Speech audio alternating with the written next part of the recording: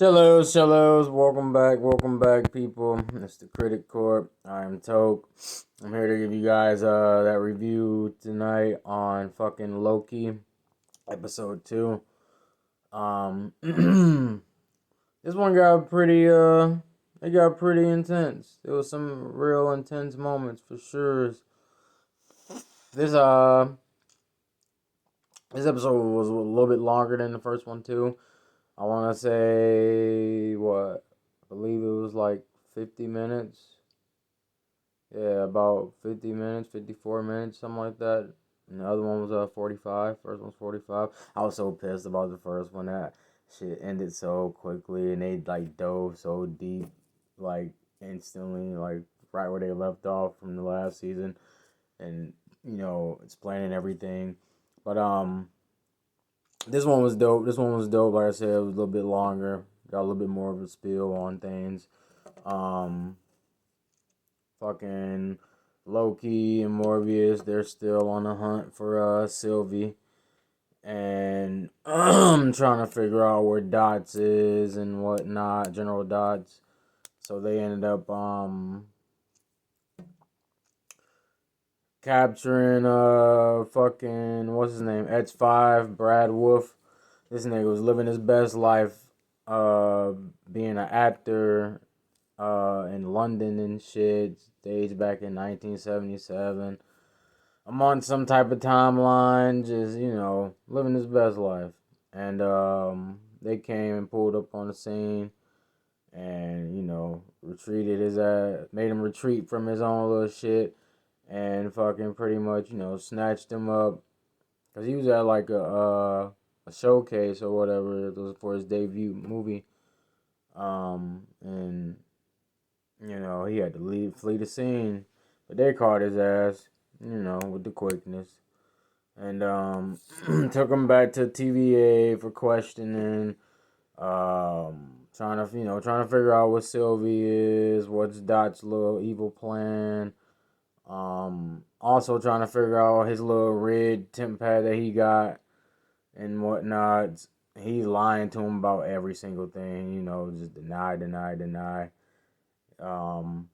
And fucking, LøKî's not having it. Morbius is not having it. So they're fucking playing good cop, bad cop type of deal until, things get a little intense, and Brad strikes a nerve. X5 strikes a nerve. He strikes a nerve with both LøKî and Morbius. He started, getting a little personal with LøKî and his little his whole life and what he's pretty much doing and trying to change and make up for all the bad he's done. Just struck a nerve about his mother. He spoke about his mother, all type of shit. Then he cut into Morbius, talking about he's nothing. This shit's not real. What are you even doing here?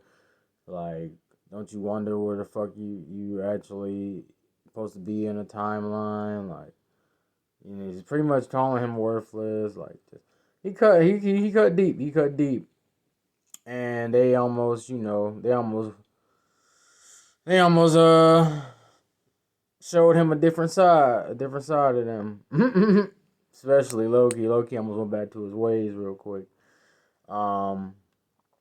But they ended up, getting it out of him, torturing him with this little machine, and ends up, fucking getting him to take them where fucking Sylvie is, which is fucking, she's last episode she pulled up in Oklahoma, fucking Broadston, Oklahoma, back in 1982.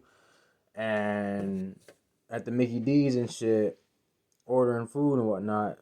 Now she's working there, and living her little small town life and shit. Content. And LøKî, pulls up, fucking just questioning her, asking her as to where um what was why was she there in the future that he saw with the whole TVA and their whole little burn down type of deal? He's expressing, how in danger the TVA is, and if she doesn't, like come with him and Morbius to help figure things out, then her little happy life that she's living is gonna be, in danger as well. Just like He Who Remains said, the TVA is the only defense they got. Once that shit's gone, they're fucked, you know. And you know, he's right around the corner, pretty much. The He Who Remains, Kang. He got variants on top of variants, so he just waiting for that defensive wall to drop, and he gonna he gonna show these niggas who He Who Remains is for sure. Um, you got fucking also you got Ouroboros, fucking still messing around with the temporal loom. Um, you know, it's on a whole meltdown spill. The branches are fucking going dumb, like just going crazy right now, expanding and all type of dumb shit, intertwining, and he gets denied. His access gets denied, and the blast doors won't open anymore. Open up for him, and the only one who can access that shit is he who remains. But they killed him. LøKî and Sylvie killed him. So, they fucking what's the name? The only other option is to get Miss Minutes back in the equation and have her override the whole goddamn system. But they don't even know what her whereabouts is. And they also figure out that she's fucking working and helping Renslayer. She's in cahoots with Renslayer. They figure that out through tampering with goddamn Renslayer's temp pad that they're trying to fucking, pretty much jailbreak and figure out where the fuck, get a trace on where she is and whatnot. And they end up getting a hit on that towards the end of the episode. So I feel like Renslayer is going to get involved here pretty soon.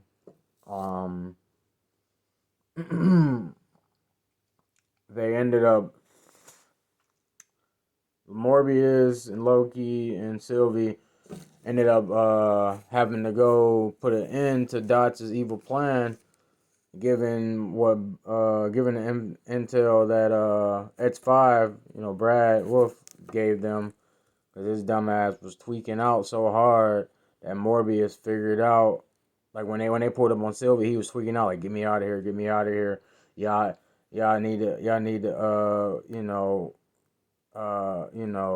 get me back to my timeline and come through on y'all end of the deal. I got y'all to Sylvie, like get me out of here, all this mess. He was just acting so sketch. And first it was like get me back to the timeline, get me back to my timeline.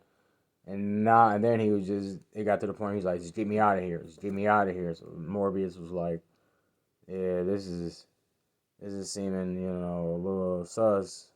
Is this a setup? This a trap? Like, what's going on? Why you tweaking? Talk to me, type of deal.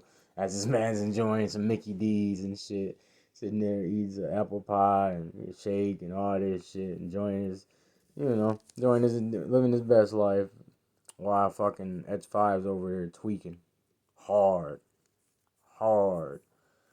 And he ends up telling them, Dots is planning on bombing all the branches, like every single timeline, pretty much every single timeline branch, new and old, and uh, you know, destroying everything with it, everyone with it, and fucking they end up, going to put that shit to a halt and stop.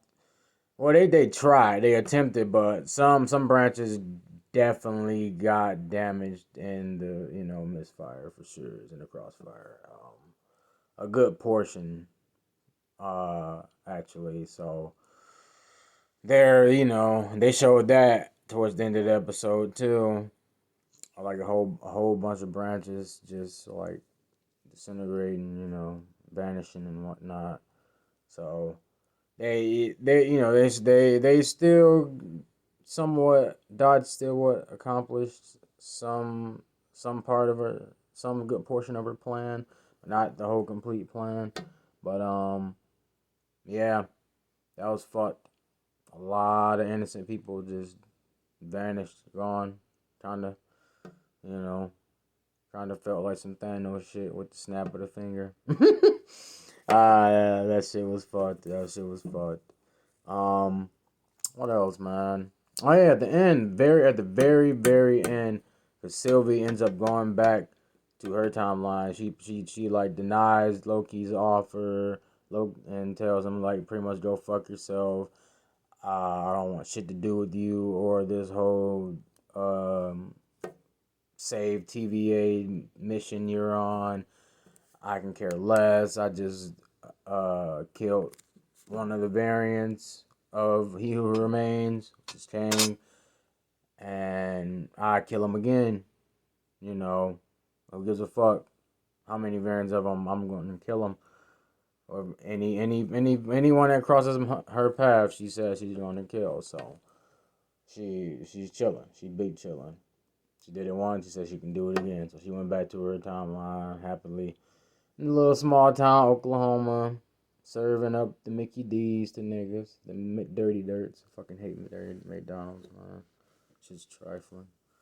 Um, but yeah, at the end they show her laying, on top of her vehicle, her little blue Ford truck and shit.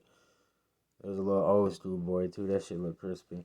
But she started fiddling with the temp pad that was previously Kane's, He Who Remains temp pad.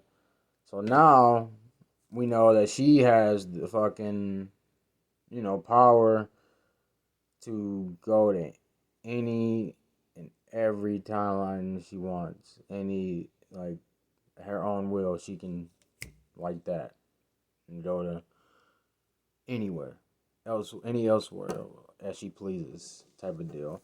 So I don't know if that was like, cause she you can tell in her face she realized what she did as far as killing Kang didn't help. It probably made things a little worse. So now her dumbass is sitting there contemplating life and whether she should either go help LøKî, and do this shit as a team and put the, dumb shit aside, or go out on her whole little solo dolo mission of just fucking assassinating every single variant of Kang the Conqueror, He Who Remains. And you can tell that's really what she's sitting there debating on, real tough at the end. So, there you have it, guys. That was pretty much this whole little episode and what they had to offer. Leave some comments, like and subscribe. Let me know what you guys thought about this episode. Fucking support the motherfucking corp. And I will be back tomorrow with Gen V, and this weekend with some fucking Falls of the Usher and a little bit more Halloween series shit. So tune in for that. And as I always say, toodles.